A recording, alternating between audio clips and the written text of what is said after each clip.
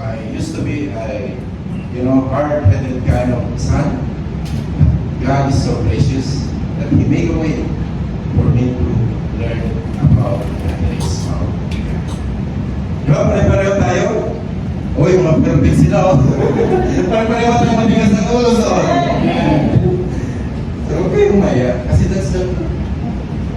I used to be a pasaway kind of anak. So, put on and take the helmet of salvation because it is the last piece. When you observe in the movie, right?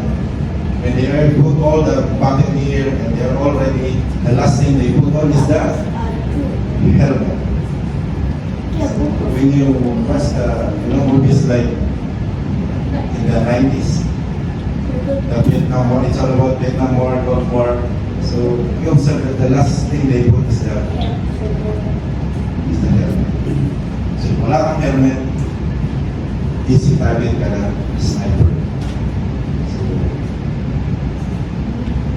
if the head was badly damaged, the rest of the armor would be better used. So what to do? As I said a while ago, feed your mind with the word of God. In Matthew 10:28, Jesus Himself said, "Do not be afraid of those who kill the body but cannot kill the soul. Rather be afraid of the one, who is this one? God, who can destroy both soul and body in heaven." So for us, it is not God's will to be fearful. Because God, as I said a while ago in prayer, is with us. So keep trusting the Lord. Keep holding on to His promises. Keep on clinging to His word. I cannot help you. Maybe your sister or brother cannot help you, but the word of God can really help you, whatever your circumstances is. So some of us encountering difficulties in life. It could be in our health, it could be in our finances, it could be in our status here in Dubai. But there's only one way to trust in God. The church cannot help you, but God promises is there. You must be in His will in order for God to move in your midst. So, salvation is not only limited into one-time act or even a future. As I told you a while ago, it is ongoing. So, there is a notion in Tagalog, kalawang ligtas.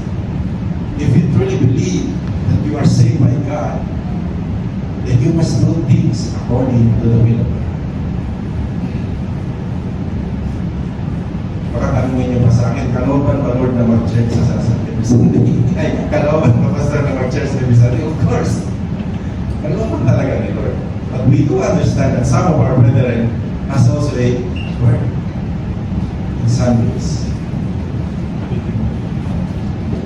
But we must be wise enough what's God's will in our lives. Nothing wrong with working hard, nothing wrong with pursuing our dreams, but don't you ever forget the one who saves you. If you truly love the Lord Jesus Christ, love His word as well. If you have no appetite or whatsoever, you have no desire to hear and read the word of God, I really don't know who's God that you really love. Sorry to say, but that's the truth. If you really love the Lord Jesus Christ, the one who saves you on the cross, then you must have this appetite or feel of hunger in His word. What I'm trying to say is, you truly love His word. You long to hear and read His word. There is no excuse. There is no excuse. And we are so blessed because, as I said again and again, it's so easy nowadays. Just download the app, then you can read or hear the Word of God. So, praise be to God. Because of what Jesus had done on the cross, Satan, or our enemy, has no longer has any hold on us. So, when Christ died on the cross, and then He saves us, there is no way that the enemy can steal us from God. In discipleship, level 1, it says in John chapter 3 or 4, God the Father holds us in His right hand, and the Son also holds us. And the seal of the Holy Spirit is there.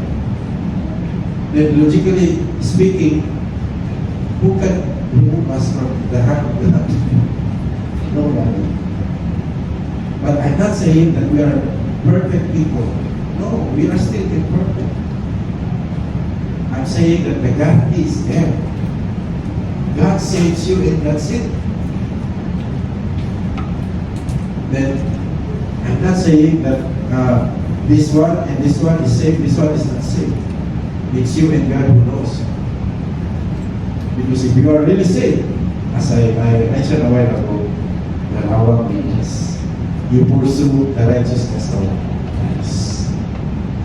You pursue holiness. Slowly and slowly you remove everything that is ungodly. Fornication, pornography, vices. Those are ungodly.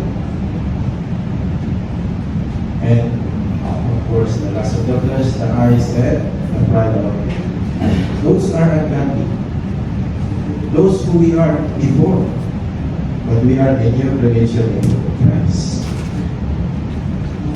In Romans 6:10 it says, for the death that He, meaning Christ, died, He died to sin once for all. But the life that He lives to God.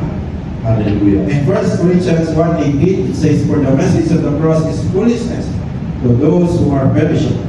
But to us who are being saved, it is the power of God. So it really makes sense.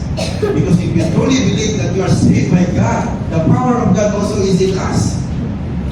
Then don't tell me that you still continue doing badly things or ungodly things.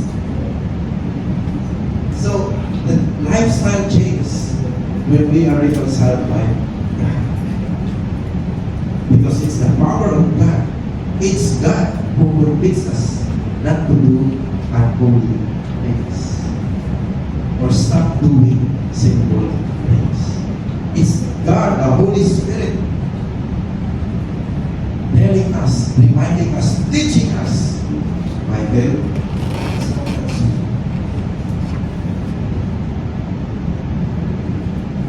sister, it's not God's will. Brother, it's not God's will. So the thing is, are we really listening what the Holy Spirit leads us to do or not to do? Amen. Remember, this life is not ours anymore. It's all for the glory of God. So what we are going to do, let's buckle up our helmet. Because it's God's will for us. Pag tinamaan ka ng sniper, tapos na. Ang laban. But it won't happen to us. As I said, God guarantees us that He will protect us. He will never leave us nor forsake us. He will never ever abandon us. That is why, if you are in a situation, just ask yourself, when did God abandon me? Yes, I am in this situation, a difficult one, but He never abandons me. He gives me peace that I myself cannot even explain or understand. It transcends. The Word of God says it transcends all understanding. It's difficult to understand it, but it gives you comfort when you ask God for peace, when you ask God for help.